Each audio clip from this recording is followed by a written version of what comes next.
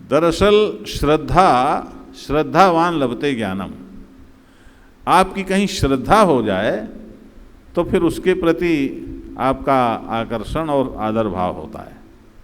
अब ये श्रद्धा दो तरह की होती है, एक व्यवहारिक श्रद्धा होती है और एक आध्यात्मिक श्रद्धा होती है। व्यवहारिक श्रद्धा कैसे होती है, क्या होती है?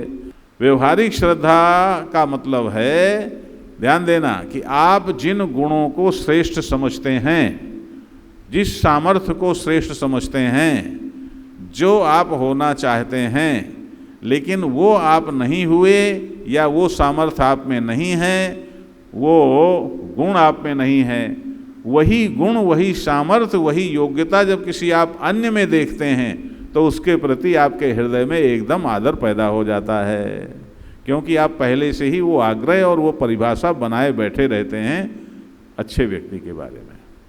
बात समझ में आ गई? आप कुछ होना चाहते हैं, नहीं हुए, आप बहुत बढ़िया गाना चाहते हैं और कोशिश करते हैं लेकिन नहीं गा पाते, तो कोई बहुत बढ़िया गाने वाला आपको दिखा तो आप झट से उसके चेले बन जाते हैं, है ना? ये व्यवहारिक श्रद्धा है। और इसी श्रद्धा को लेकर के अध्यात्म में भी लोग चलते हैं, इसीलिए सब गड्ढबड्ढ हो गया। अध्यात्म खो गया, धर्म खो गया, वास्तविक गुरु शिष्य परंपरा भी खो गई।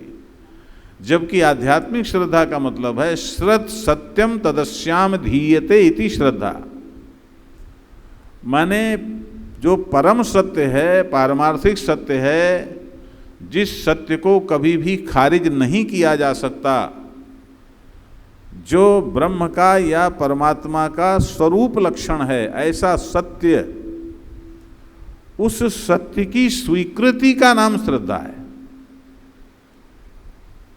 अभी आपने उस सत्य को जाना नहीं, लेकिन आपने स्वीकार कर लिया कि हाँ, कोई परम सत्य है, कोई ब्रह्म तत्व है, परमात्मा है, ये स्वीकार कर लिया, ये निश्चय कर लिया, तो इसका नाम श्रद्धा है। अभी जाना नहीं है आपने, लेकिन निश्चय आपका 100% एकदम पक्का हो गया, उसमें अब कहीं कोई संदेह की गुंजाइश नहीं रही, तो ये श्रद्धा है। और फिर आपके किसी व्यक्ति के प्रति ऐसा निश्चय हो गया कि यह व्यक्ति ईश्वर के बारे में, ब्रह्म के बारे में, आत्मचेतना के बारे में, परमार्थिक सत्य के बारे में जानता है, तो वह श्रद्धा है। फिर आप उस व्यक्ति के माध्यम से उस सत्य के मार्ग में चल सकते हैं और लक्ष्य तक पहुंच सकते हैं।